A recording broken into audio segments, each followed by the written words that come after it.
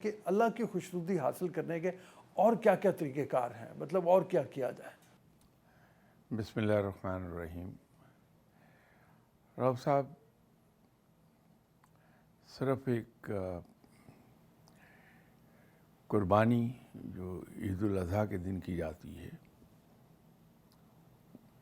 اسلام میں معاملہ صرف وہیں تک محدود نہیں ہے، بلکہ اگر اسلام کو آپ ذرا گہری نظر سے دیکھیں، صرف یہ دیکھ کے کہ یہ احکامات ہیں چھوڑ نہ دیں یا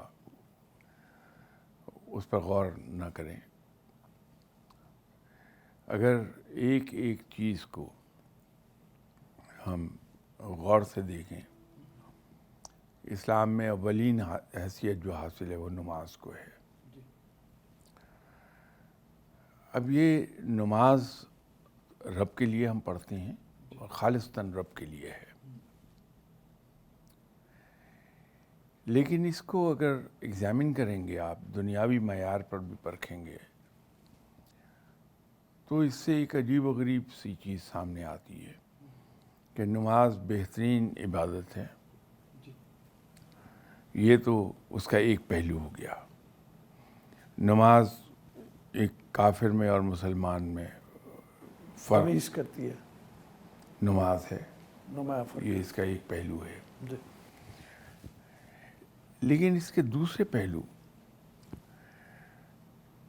کہ نماز آپ کو ایک اجتماعی زندگی گزارنے کی دعوت دے رہی ہے کہ آپ 5 وقت مسلمان اکٹھے ہوتے ہیں ہم نماز کی جگہ پر مسجد میں، تو ایک دوسرے سے ہمارے تعلقات شناسائی بڑھتی ہے۔ پھر اسلام میں مسجد کو ایک سماجی اور معاشرتی حیثیت بھی حاصل ہے کہ اس میں ہم بیٹھ کے نکاح بھی پڑھواتے ہیں، اسی میں ہم مسلمانوں کے جو معاملات ہیں ان کو بھی ڈسکس کرتے ہیں۔ تو یہ اس کی اجتماعی اور معاشرتی حیثیت ہے مسجد کی۔ اس کے اندر جو نماز کے لیے جو آداب بتائے گئے ہیں، صرف اسی کو لے لیجئے کہ آپ صفیں پھلانگتے ہوئے آگے نہ جا کے بیٹھیں، بلکہ جہاں جگہ ہے وہیں بیٹھ جائیے، یہ آداب محفل ہیں۔ دوسروں کے لیے جگہ بنائیے، یہ ایثار ہے دوسروں کے لیے۔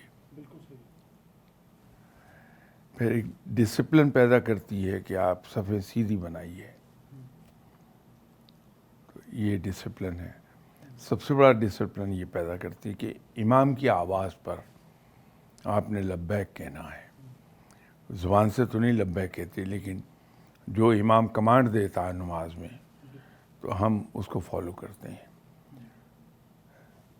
یہ آپ کو امام کی اطاعت، حکمران کی اطاعت سکھاتی۔ اس میں ہم اپنے آرام کی قربانی دیتے ہیں کہ سردیوں میں لحاف میں سے جس وقت بڑی گہری نیند آئی ہوتی ہے، ہم اس وقت نماز کے لیے اٹھ کے وضو کر کے تو مسجد میں جاتے ہیں۔ اپنے آرام کو ہم نماز کی خاطر قربان کر دیتے ہیں۔ روزے کی طرف آ جائیے تو روزہ جو آپ کو تعلیمات دیتا ہے وہ ساری کی ساری ایثار اور قربانی کی ہیں، ضبط اور برداشت کی ہیں۔ سیلف ڈسپلن پیدا ہوتا ہے اس سے، اور ایسا آدمی جس نے روزہ رکھا ہے اس کو جتنا ثواب ملتا ہے، افطار کرانے والے کو بھی اتنا ہی ثواب ملتا ہے۔ یہ آپ کو ترغیب دے رہا ہے دوسروں کو کھانا آفر کرنے کی۔ کوئی آدمی آپ پر برہم ہو رہا ہے تو روزے دار کو حکم یہ ہے کہ اس کو خاموشی سے برداشت کر لے۔ جب معاملہ زیادہ بڑھتے دیکھے تو پھر یہ کہہ دے کہ میں روزے سے ہوں۔ اب یہ آدمی کو نہ صرف یہ کہ سیلف ڈسپلن کی طرف لے کے جا رہی چیز، بلکہ معاشرتی سطح پر معاشرے میں یہ جھگڑوں کو ختم کرنے کا ایک طریقہ ہے۔ آپ زکوٰۃ کی طرف آ جائیے، ایک آپ کی ہارڈ ارنڈ منی ہے، آپ اللہ کے نام پر کہ اللہ کا حکم ہے کہ وہ زکوٰۃ دے دیں، تو آپ اللہ کے حکم کا مانتے ہوئے 2.5% اپنی سیونگز کا 2.5% دے دیتے ہیں، ایک خاص مقدار اور ہے وہ نکال- بڑے اس کے آداب بھی ہیں کہ زکوٰۃ کس انداز میں دی جائے۔ خیرات کی بڑی تاکید ہے کہ اللہ کے نام پہ خیرات کرو، اللہ نے جو کچھ تمہیں دیا اس میں سے خرچ کرو، اوپنلی بھی اور سیکریٹلی بھی۔ وہ قربانی ہے کہ آپ اپنی ہارڈ ارنڈ منی میں سے دوسروں کو دیتے ہیں۔ اسلام کے اندر تو ایک ایک چیز ہماری جو ہے وہ رقم ہے ایثار اور قربانی سے۔ اگر ہم اسلام میں جو احکامات ہیں ان کو پورے آداب کے ساتھ، پورے پروٹوکول کے ساتھ فالو کریں تو وہ صریحاً ایثار اور قربانی ہی ہے۔ اللہ تعالیٰ کو خوش کرنے کے طریقے یہ تو عبادات ہیں۔ اللہ سب سے راضی ہوتا ہے، اللہ کے نزدیک 3 بڑے مقبول فعل ہیں: بھوکے کو کھانا کھلانا، مسافر کو کھانا کھلانا، مقروض کا قرض ادا کرنا، غلام کو آزاد کروانا۔ اب یہ 3 فعل ایسے ہیں جو اللہ کو بڑے مرغوب ہیں۔ تو آپ ہی کی گفتگو کا ایک حصہ یہ تھا کہ قربانی کے علاوہ رب کو راضی کرنے کے کیا کیا طریقے ہو سکتے ہیں۔ رب کو پکارنا وہ اولین عبادت ہے، لیکن جب ہم دوسروں کے لیے مہربان ہو جاتے ہیں، دوسروں کے ساتھ احسان کا سلوک کرتے ہیں تو رب راضی ہوتا ہے۔ تو ہمیں اپنے رویوں کے اندر یہ تبدیلی لے آنی چاہیے کہ ہم ہر ایک کے ساتھ مہربانی کا سلوک کریں، احسان کا سلوک کریں، تاکہ رب ہم سے راضی ہو جائے۔ آپ یہ دیکھیے کہ حدیث اب ہمارے لیے قرآن کی بات سب سے معتبر چیز حدیث ہے۔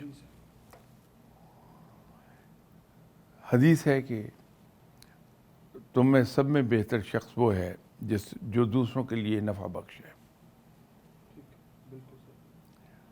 تو اگر میں اس تگدو میں لگ جاؤں کہ میں دوسروں کے لیے فائدہ مند ہو جاؤں، نفع بخش ہو جاؤں، رب راضی ہو جائے گا۔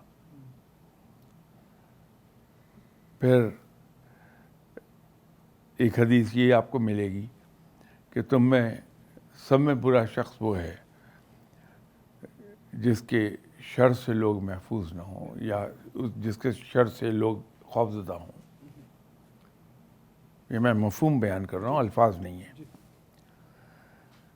تو اگر میں صرف اتنا ہی کر لوں کہ کسی آدمی کو مجھ سے